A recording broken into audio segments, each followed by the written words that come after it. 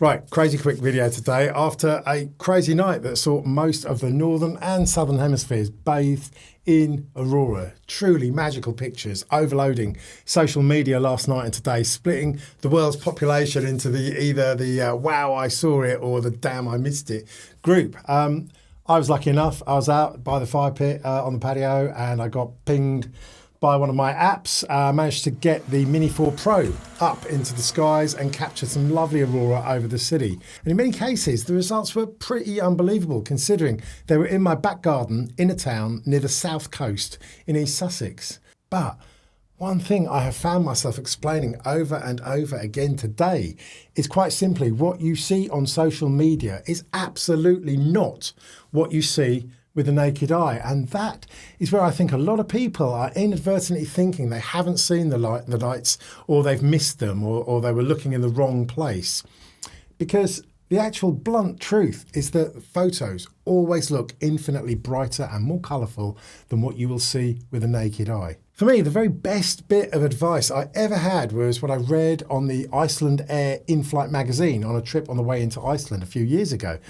It said the northern lights are usually a very faint white or grey mist that you see in the sky, like very high thin clouds. But the quickest way to tell if it's really the northern lights shining down on you is to just take a picture on your mobile phone to reveal the true extent of the light. So, as the aurora are forecast yet again tonight, as we're in the middle of this immense magnetic storm, I put together a few simple tips to get these sorts of pictures. First off, sign up to the NOAA, or the National Oceanic and Atmospheric Administration site for auto emails when geomagnetic indices reach a certain threshold. Anything over 6 is impressive and gives you the chance of seeing the lights in the right conditions. But last night, as you can see, we were getting 8s and even a couple of 9s, which is insanely high indexes and resulted in what NOAA called a G5 extreme magnetic storm. So, getting multiple emails is a sure way of knowing you need to be heading out. Also useful, of course, is downloading an app like Aurora Watch or the simply named Aurora. Both of these apps can be configured to send you notifications if the index gets high and gives you an indication of how likely it is you're going to see them. And you'll get a near real-time indication of how high the index is. Now, usually you would want to then be somewhere out in the countryside and facing north. Looking down towards the horizon, I guess. But last night, the lights were genuinely all over us, and I even got some great shots facing south, which, again, considering I'm on the south coast of England, absolutely crazy.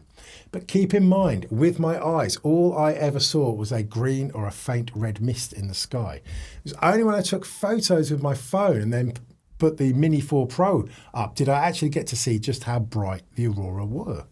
Now, it's fair to say I was juggling quite a few things last night, so tonight I want to be a little bit more prepared.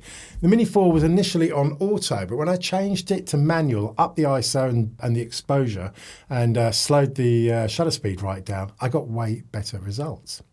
Same with the Osmo Action on a time-lapse. Sadly, my first attempt was on auto and it was pretty useless. A later video I did when I'd manually set the exposure to 4 seconds on a 3-hour time-lapse gave me way better results. So tonight, if you are getting your emails or your app notifications flying in, then as I said, find somewhere dark, as free from light pollution as you can, and then take a few photos. There's no doubt a tripod and a DSLR on bulb long exposure setting will be your absolute best bet. You can leave the shutter open for 5-10 seconds, but even if you're just holding your phone, remember every single picture you're seeing here was just me holding my phone with my hand.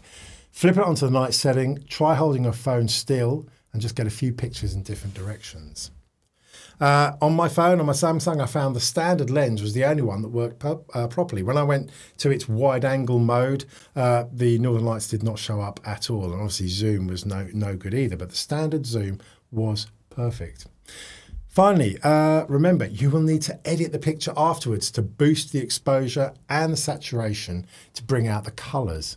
Again, a picture that you think may only be showing very faint colours is probably hiding way brighter northern lights. It just needs things boosted a little bit. And on these night photography shots, this makes an absolutely huge difference to the picture you'll end up with. And if you're going to put the drone up, then again, remember to get it into manual mode, boost the ISO, slow the shutter speed right down. If you can leave the drone hovering stationary and roll the gimbal slightly above the horizon, then you can slow the shutter speed right down to about 1/20th of a second without getting too much blur. And if you want to try a time lapse, then test a few shots first to make sure you're getting the exposure right. When I boosted the ISO up and slowed the shutter speed right down to 4 seconds, I then left it on for a 3-hour time lapse with a frame taken every 30 seconds, and I ended up with a pretty cool result. I'm hoping I'll be able to get a way better result tonight. But look, I wanted to keep this video super short. It's a lovely sunny day outside, and we are forecast more